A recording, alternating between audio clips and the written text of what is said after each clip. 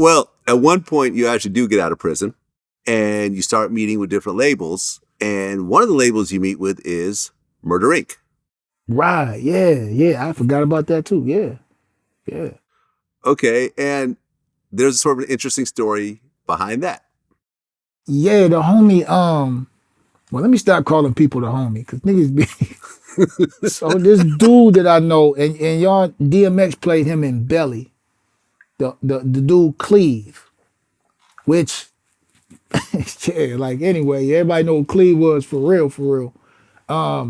So Cleve, he told me before I got out, he was like, yo, Irv and them, them my people or whatever. I want to send you when you go back to New York, I want to send you up here to holler at these cats or whatever. So well, yeah, I went up there and it was his people. Okay. So you meet with Irv Gotti. Yeah, I met with Irv.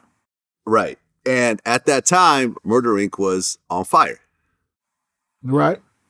So you got this, they have the deal with Def Jam. Ashanti is on fire. Ja Rule is a force of nature at this point. He's multi platinum. Rightfully so, right? Rightfully so, right?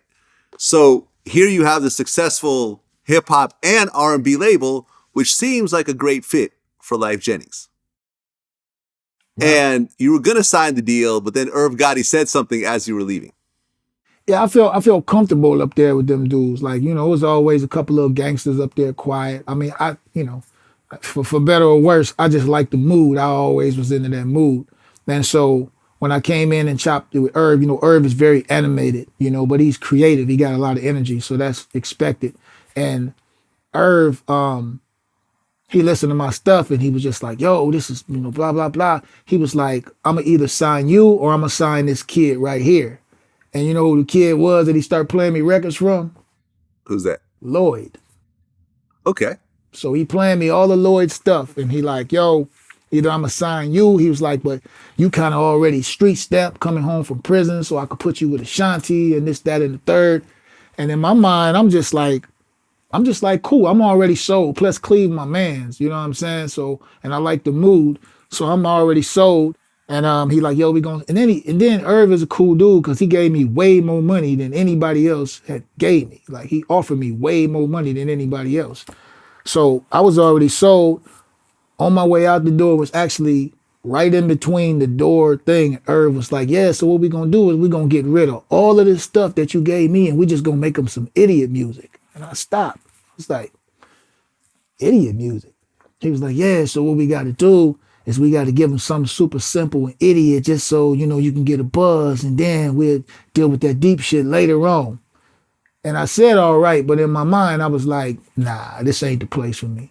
I get what he's doing, you know what I'm saying? But I'm not so much in it to just get popping and make a temporary impact. I wanted to do some shit that was long lasting, you did? So.